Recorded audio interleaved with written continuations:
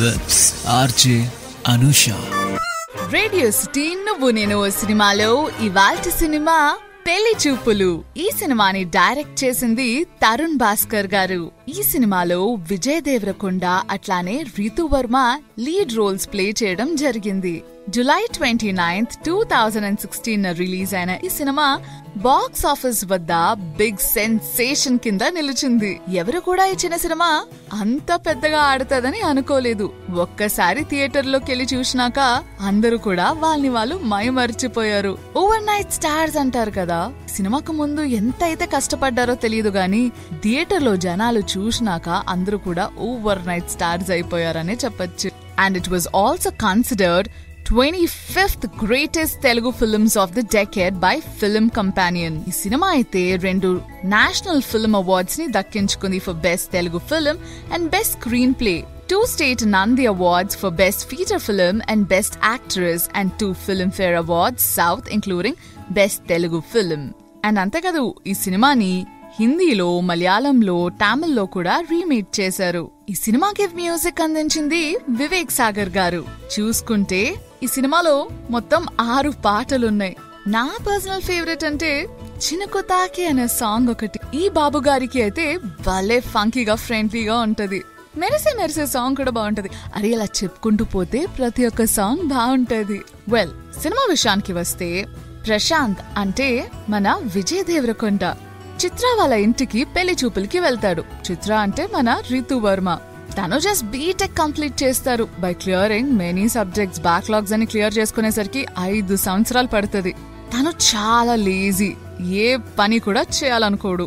తన డ్రీమ్ ఏంటో తెలుసా? To become a chef and open a restaurant.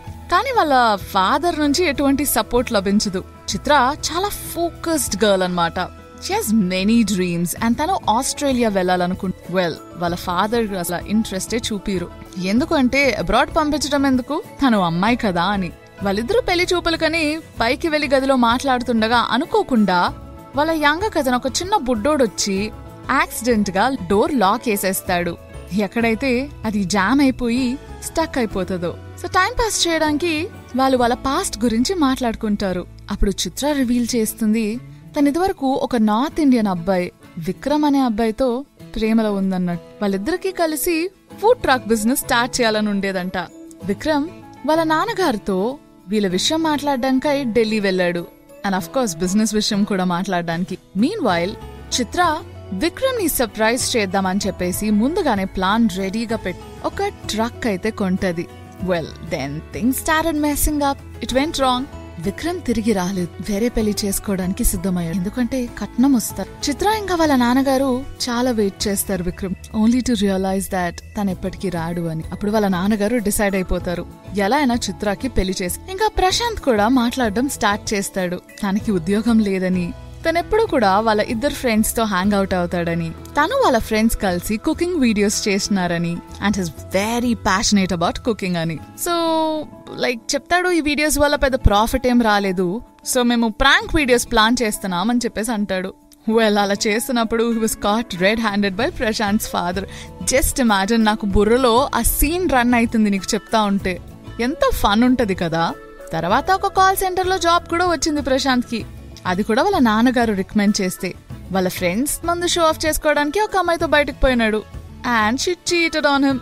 తర్వాత ఇదంతా రియలైజ్ అయ్యేసరికి తన జాబ్ ని క్విట్ చేసేసాడు తన బాస్ తో గొడవపడి. ఇదంతా అయ్యాక తెలిసిన మాట ఏంటో తెలుసా? ప్రశాంత్ పెళ్లి చూపులకి వేరే రాంగ్ అడ్రస్ కి వచ్చాడు అని చెప్పేసి.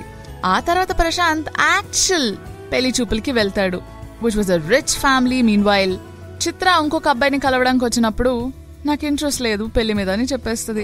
ప్రశాంత్ వెళ్ళిన ఆ రిచ్ ఫ్యామిలీకి అయితే మాత్రం ఒక్కటే కోరుకుంటున్నారు, ప్రశాంత్ బిజినెస్ రన్ చేసేటట్టు ఉండాలి అని చెప్పేసి. And then Chitra also decides to operate a food truck them self. Prashanth ని చెఫ్ గా పెట్టుకోవచ్చు అన్న ఆలోచన స్టార్ట్ అవుతుంది.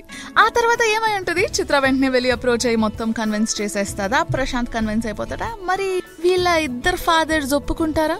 ఎందుకీ వీళ్ళిద్దరి మధ్య లవ్ బ్లూమ్ అవుతుందా?